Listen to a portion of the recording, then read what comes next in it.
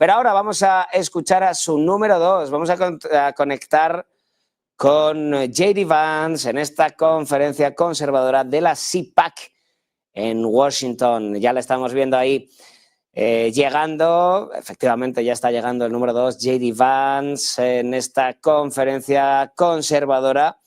La CPAC, en la que, por cierto, por segundo año va a estar el español Santiago Abascal, en esta cita, la cita conservadora que podríamos decir más importante del mundo en este momento. Vamos a escuchar al número 2 de Estados Unidos, a J.D. Vance. Yeah, Are you a little jet lagged or no? You know, yes, I am a Okay. little jet lagged. So we did a trip where we went to France and then to Germany, and then we went to San Diego for a family wedding, and then back in DC, and we did all that in like 7 days. So Okay. a little jet lag, that's okay. Well, I'm in a good place right now, Mercedes. Well, you know I got some sleep last night. Okay, good. Then we're ready. We're ready. But it's a real special day today. You know what today is, guys? It's February 20th. That means our 31st 30 days, the happy one-month anniversary of the Trump-Vance administration. I mean, how exciting is that? It's very exciting. It's hard to believe we've only been in office for a month, because I think we've done more in a month than Biden did in about 4 years. Yeah. And thank God for that. But, you know, the president keeps us on a pretty breakneck pace. He always asks, what have we done today? What are we going to do tomorrow? What are we going to do next week? Because I think he realizes this is a special moment in time. And by the way, thank you. Thanks to all of you for making it possible for us to do all the great work we've been doing in the administration. I know we wouldn't have been here without you, but I think the president is acutely aware that the American people gave us a window to save the country, and that's exactly what we're going to do, and thank God for that, because it's been a hell of a lot of fun the past month. Okay, so I don't even think we can keep track of all the things you all are doing. In been a fact, lot. I don't even Been a think lot. the press can keep track of all they're doing. I mean, they talk about the shock and awe strategy. Seriously. So when you're looking at this list after list after list, what stands out to you? Well, speaking of the press, I do think that we've had maybe more executive orders than CNN has viewers each night. So hello to our friends at CNN. I actually think that their plan was they were going to go all in on anti-Trump and hope that he could save CNN in the same way that he did, frankly, in 2017, because nobody really watched the network until he became president in 2017. But that's maybe the one thing I think the president has been unable to do, unable to save the CNN's ratings over the last few months. But look, I think that what the president has tried to do is recognize that we have a historical mandate on a few issues. We have to secure the southern border, and thanks to his actions, border crossings are down well over 90%, and we're just getting started. He recognizes that we have to really unlock the engine of American growth. We've got to get back to having a growing economy that creates good jobs and high wages for the American people. And a lot of that goes back to drill, baby, drill. We've done more on energy under President Trump's leadership than I think any administration in history. And that's not an exaggeration. And of course, we're going to do more. And I think the third thing that he's tried to do, of course, with the help of Elon and all the great folks at Doge, is ask, what are we doing with all of the American taxpayers' money, and why are we wasting so much of it on garbage that the American people either aren't aware that we're spending it on or don't want to be spending it on in the first place? Right. Like, for example, the stuff that we've figured out, Mercedes, is unbelievable. Why are we spending money on progressive modern art projects centered around toilets in Afghanistan? That's actually something that your tax dollars were funding until very recently. And I think all of us are sitting around and asking, what the hell have we been doing with the American people's money for the last 4 years? Let's turn off the spigot and spend the American people's tax money on the American people's priority. And that's, of course, been a big focus of the administration, too. Let's dig deeper into the immigration issue. Sure. We've seen, and you've met many of the victims, people who have family members who have died, Yes. been tragically murdered. Those angel families in the hands of these criminal illegal aliens. Sure. What's your message to these families? What is your message to these horrific drug cartels and human traffickers who have preyed on the most vulnerable in the world? Well, our message to the drug traffickers is get the hell out of our country. Your free ride is over because President Trump is back in the Oval Office. That is, you're not welcome. You were never welcome, according to the American people. But unfortunately, you had President Joe Biden, who allows you to run free over the United States of America. And Donald Trump has said, you're terrorist organizations. We're going to go after you. We're going to wage war on you. And certainly, we want you out of the United States of America. And that's an important message, of course. But our message, and you know this, Mercedes, our message to the families is President Trump cares about you. He thinks that it's disgraceful what your own government let happen to your children, to your grandchildren, and it's got to stop. And of course, we mourn with people, we pray for people, but we're also asking, as their government, why did this happen to your child in the first place? And the answer is that under Joe Biden, your government didn't do its job. Under Donald Trump, it is. Thank God for that. On the economy, and I'm getting this question all the time, you know, it's this question of affordability, right? Yeah. There's a lot of stress on our families, something that I think Joe Biden could not manage in terms of really helping lower that cost of living and making things just simply more affordable. Sure. We talked about energy independence being a critical component of this, of ensuring that we unleash this economic prosperity. What more needs to be done? Yeah, so one of the first interviews I did, it was, I think 6 or 7 days after the inauguration, and somebody asked me, well, it's been 6 days. What have you guys done to fix the inflation crisis created by Joe Biden? I'm like, well, first of all, it's been 6 days. We've done a lot in 6 days, but it's going to take some time to fix what Joe Biden broke over 4 years. And we know it is easy, unfortunately, to burn the house down. It takes a little bit of time to build it back up. And here's what we have to do. Because look, the fundamental goal of our immigration policy, of our border policy, of DOGE saving taxpayer money, the fundamental goal is we want your children and grandchildren to be able to raise a family in security and comfort in the country that we all love. That is the whole goal of President Trump's agenda. Like, safety and prosperity, right? Yeah. It's pretty common sense stuff. And we know that to do that, we have to, first of all, unleash American energy. Now, why is that so important? Because look, if, you know, we all know grocery prices got too high under Joe Biden's leadership. Well, one of the main drivers of groceries is energy. Because if the farmers are paying more for energy, then we're all paying more for what the farmers grow. And if the truck drivers who are delivering the groceries are paying more for fuel, then we're all paying more for what the truck drivers are delivering to the grocery store. If we unleash American energy, that will do more than anything to drive down the cost for the American people. The second thing, Mercedes, is we have got to stop spending the American people's money on garbage. Every dollar that we take in and spend, you have to pay for, either through taxes or through inflation. And if we spend the American people's money more wisely, if we stop taxing and spending the American people to death, that's also going to bring relief to all of the pricing pressures that are out there. We're going to make it affordable to live in this country again. That's our mandate. That's our goal. And you're right, there's a lot more that we can do, but I think we've got a pretty good start after 30 days. We've got a pretty good start. But we've got this big, beautiful one bill budget reconciliation scenario. How is that working? What are the dynamics that are happening right now in Congress and what the administration is doing to ensure that a lot of what the president is wanting to do in terms of really pushing forward with economic prosperity and his tax relief initiatives gets done in these bills? Sure. Yeah, it's really important. So the Senate obviously has its own approach, and the president has been very clear that his preference is to put everything in one bill. Right. And part of that is just simple legislative strategy. I think the president has learned a lot about how DC works. And I actually talked to the president about this yesterday, and he said to me, look, it's very rare that you can get 2 reconciliation bills done in one Congress, which is why he thinks we've got to do a lot with that one big, beautiful bill, that first reconciliation package that we're going to get through the House and the Senate. It's going well. It's early, right? This stuff takes time to put together. I think, you know, if you had a record pace reconciliation bill we would get this thing done in May or in June. I think we're on track to do that, but we've got to do some basic things, Mercedes. One, like I said, we've got to continue to unleash American energy. That's part of the reconciliation bill. We've got to make sure that other countries stop taking advantage of us. That's a big part of President Trump's tariff policy, is we got to stop being taken advantage of.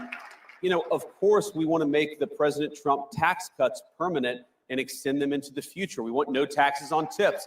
We got to do some of the things we talked about during the campaign. That's got to be part of it. And then finally, and this is really important, everything the president has done on the border, we have got to empower him to do it, not just for a month, but for the next 4 years. And we've got to hire more Border Patrol agents. We got to give Tom Homan and Stephen Miller and Kristi Noem the resources they need to secure the border. And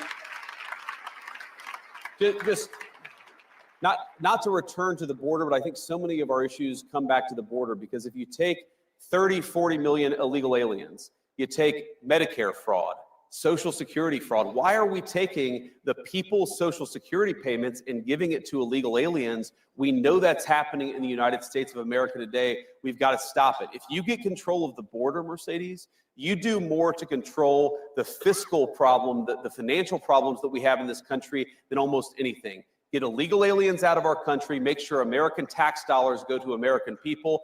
That is how you solve the fiscal crisis in the United States of America. Shifting to your incredible speech at the Munich conference. Did you all watch that? I don't know. I think they I'm really glad you guys liked it. Not everybody liked it. Okay. You guys liked it. Okay. Not everybody liked it. So,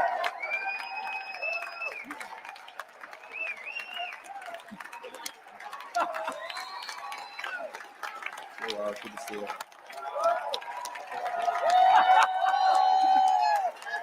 Thank you.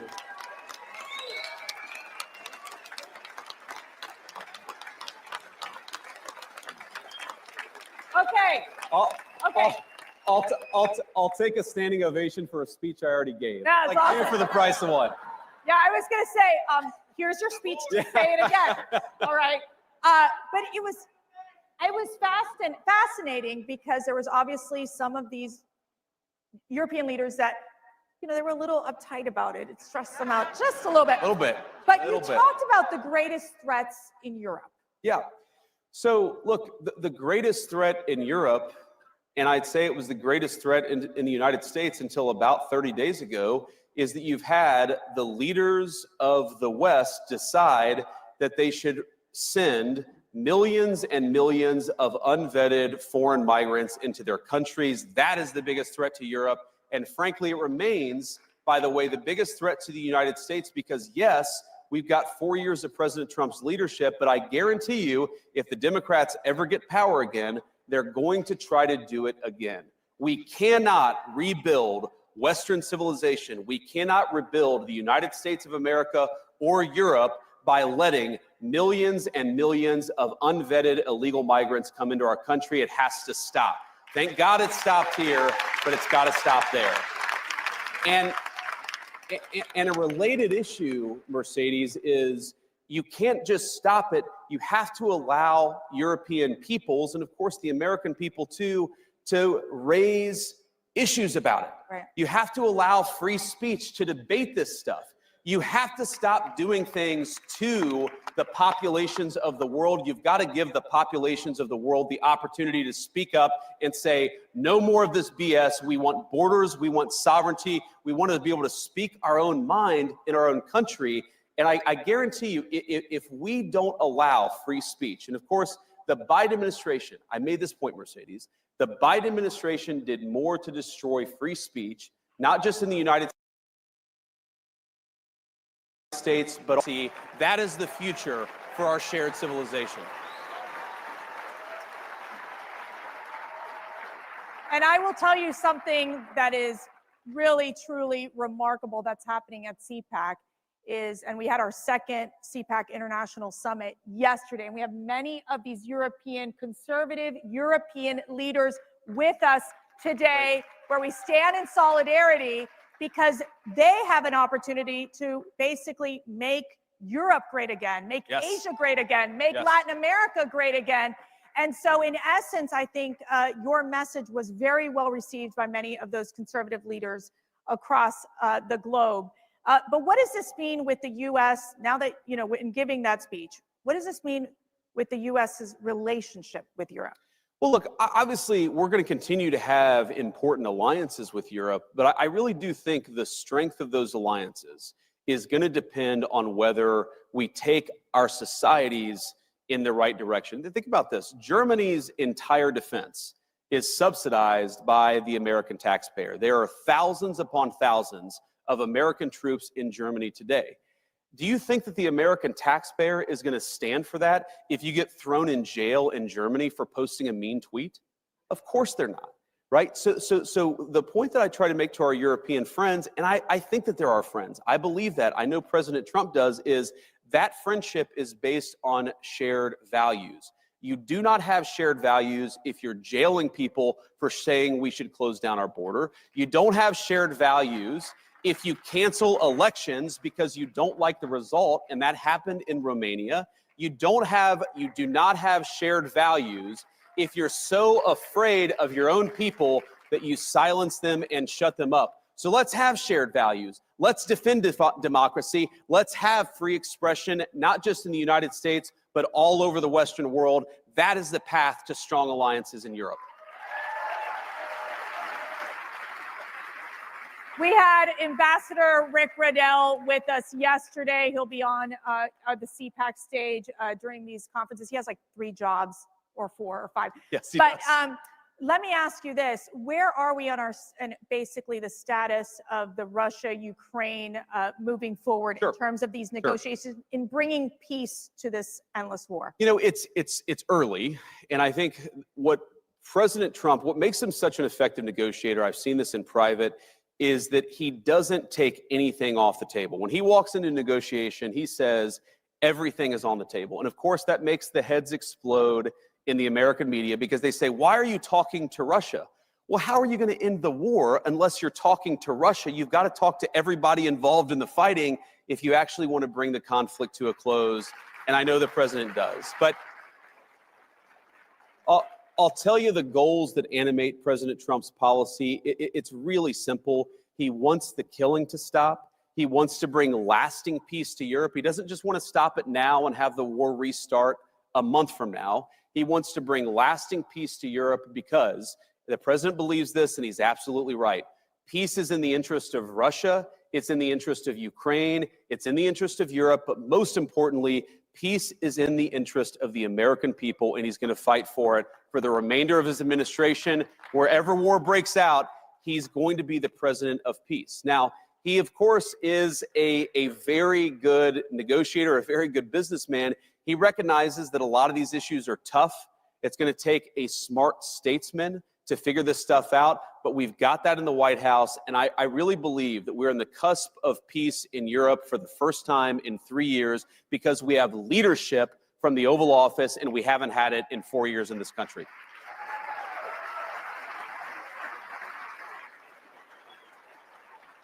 Matt and I mentioned this right when we started the conference. We're honored by the presence of 2 hostages that were freed after the Hamas atrocity, the tragedy that we've seen happen. And we have several of the family members as well who still they're there.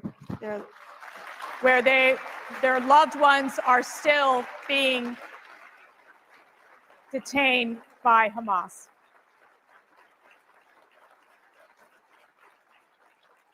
What is your message to these hostage families, these survivors? Our message is that President Trump loves you. He hasn't forgotten your loved ones, and he's going to fight every single day to bring them home. That is exactly what he's been doing, and that's what he'll keep on doing. I was actually talking with one of my best friends about this a couple of days ago. Can I be your best friend too? Yes. Okay. I think we all want to be your best friend, right? Okay. But I was talking with him, and he was asking me.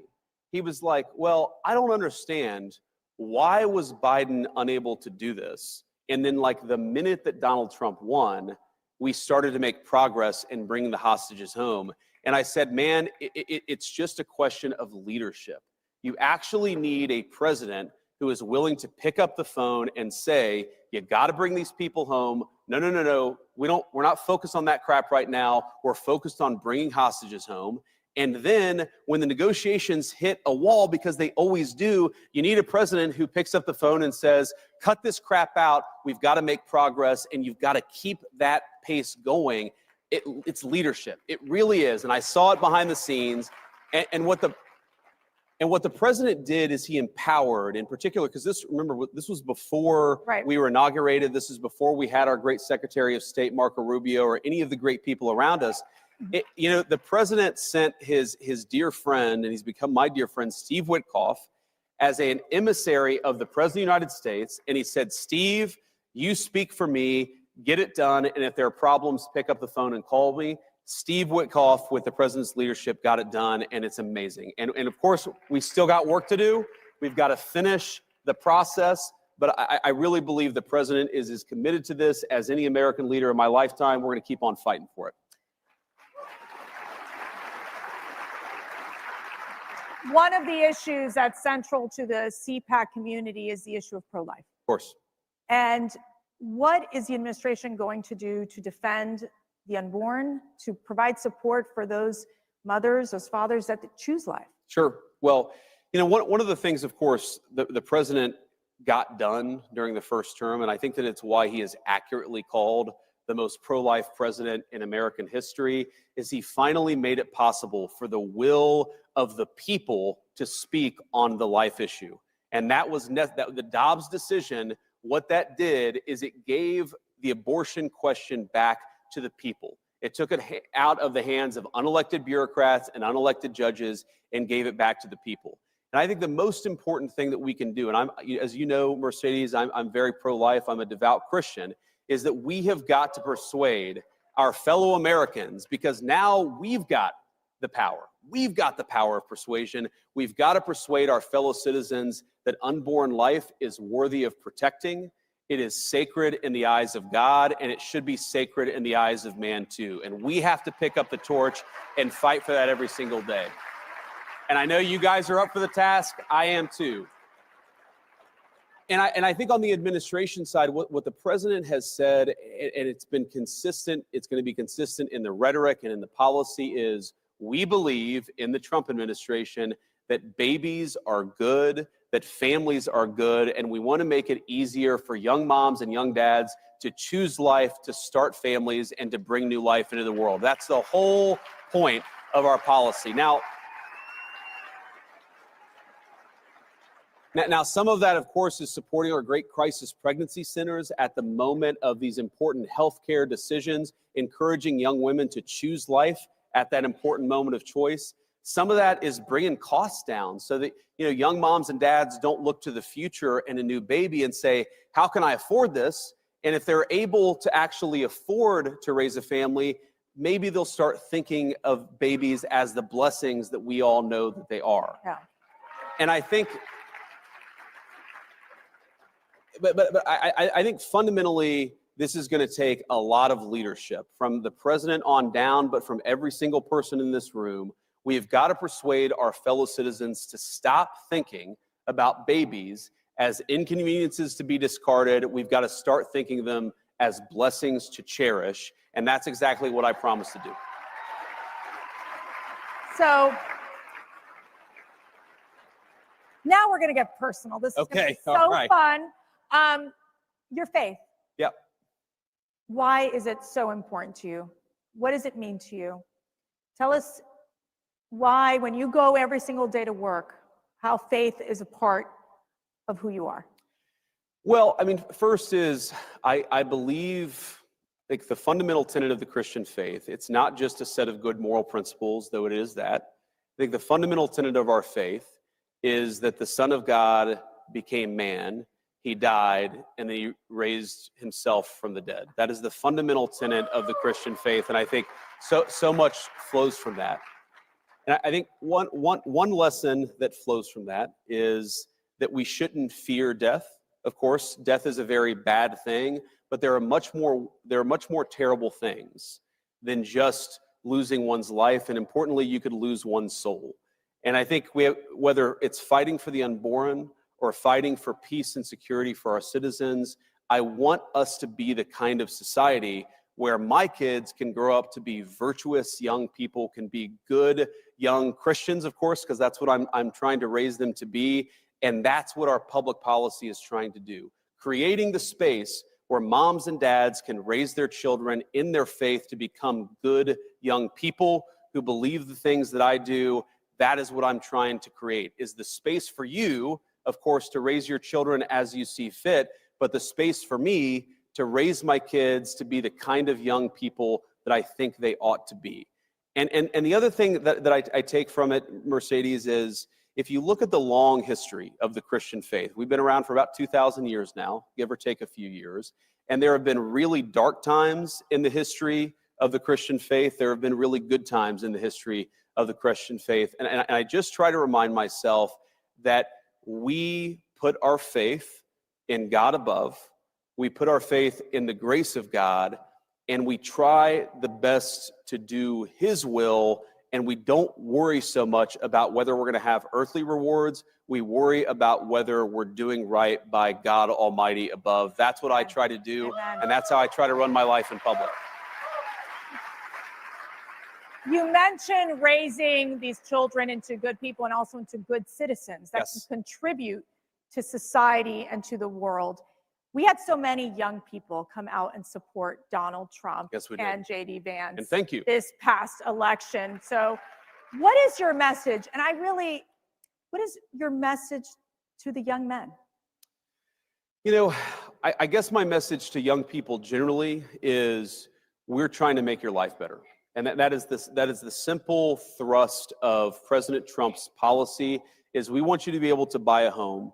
We want you to be able to work a good job. We want you to be able to raise your kids, like I said, according to the values that you believe in. And we want you to be able to build a nice life in this country that all of us love. That is what we're trying to do.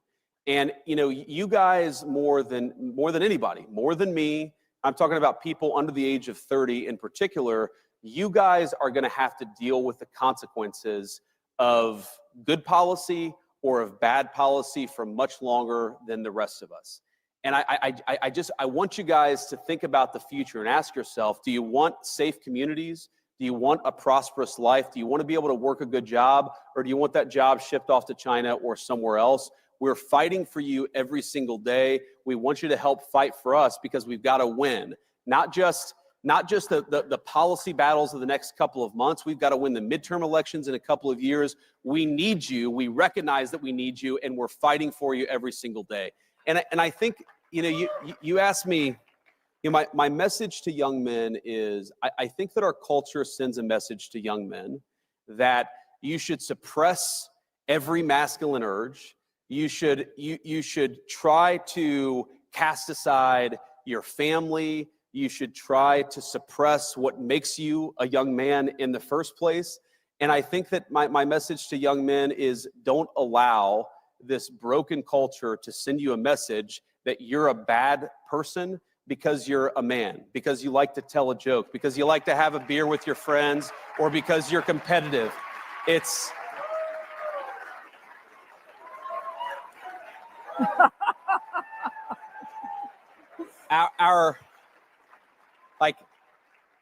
Our message, the cultural message, and I think the president's and mine is the exact opposite, but our cultural message is, I think that it wants to turn everybody, into, whether male or female, into androgynous idiots who think the same, talk the same, and act the same. We actually think God made male and female for a purpose, and we want you guys to thrive as young men and as young women, and we're going to help with our public policy to make it possible to do that. And by the way, that I actually think, Mercedes, this is the thing that President Trump, this is why the media went after him so hard, is because, you know, when I think about, like, what is the essence of masculinity? You could answer this in so many different ways, but when I think about me and my guy friends, we really like to tell jokes to one another. Like, we like to laugh. You think of all the movies that were really popular. Are you saying you're pretty funny? I try to be. Okay, President Trump, who's funnier? Who's funnier? President Trump. All right, there you go. Let's be honest. There you go. He's got the best sense of humor of any American political figure. But I think this is why young men in particular are so, they're so inspired by President Trump, is because he doesn't allow the media to tell him he can't make a joke or he can't have an original thought. President Trump just says what's on his mind. That's a damn good thing, and it's a good example to set for young men in American culture. You know, I always tell my 5 daughters, I don't have any sons, but Matt and I, we have 5 beautiful daughters, and I always say, the most important decision you'll ever make is who you marry. That's right. Always who you marry. And you made a very important decision in marrying Usha. I did. I married up. She is a beautiful second lady, and I want to know, what is the best advice Usha has given you? Well, this is so fun. Okay. This is going to be very personal. One piece of advice she gave me like a week ago was, you should be nicer on social media. I don't know that I'll take that advice. Some advice is good. Some advice is, can be good, but you don't have to always take it. You sound like my husband. The best advice Usha ever gave me, when it comes, she gave me so many good life advices or pieces of advice, but the best advice she gave me when it came to politics is, don't let them filter you. And in politics, you've got consultants, you've got media professionals, you've got pollsters, you've got a lot of people who try to tell you what to say or how to behave or, what to do. And Usha just said, just be yourself, be authentic, go out there and say what's actually on your mind, maybe a little nicer from time to time. But I think that's the best advice that she gave me. And that's why we take our kids everywhere. And that's why I'm not afraid to make a joke on social media, even if it's sometimes a dad joke. I forgive me, all of you who don't like dad jokes, but you just got to be yourself. Yeah. And I think that's President Trump's superpower in American politics. And that's probably the best advice Usha ever gave me, at least on politics. Okay, last question. What inspires you every day? Well, one is my family, right? I'm blessed to have a 7-year-old, a 5-year-old, and a 3-year-old. And I can't help but see the country through their eyes. And when we were on the campaign in particular, and we would take our kids with us, all of my kids, when we were about to land in some new place, they'd all rush to the window of the plane and they'd look out and they'd say, "Oh, Dad, this looks so cool." Like, the beauty of the Arizona cactuses and Arizona deserts. Or, we'd be in Texas for a fundraiser and they'd be like, "Oh my God, like, look at just all of that open space," right? Or we'd be in North Carolina and say, "Oh, look how beautiful the green mountains," right? This idea of these beautiful green mountains of Appalachia, North Carolina. We love North Carolina. And I guess what inspires me is, you can't help but be hopeful and energetic and optimistic about this country when you see it through the eyes of a child. So I hope I never lose that perspective, because it does inspire me every day. Well, Mr. Vice President, you inspire us every day. We are praying for you. We are praying for your family. We are praying for this incredible administration, for, of course, President Donald Trump. And we are honored that you are here with our CPAC family. And I'm honored to be here. Thank you. Thank you so much. Thank you all. I love you.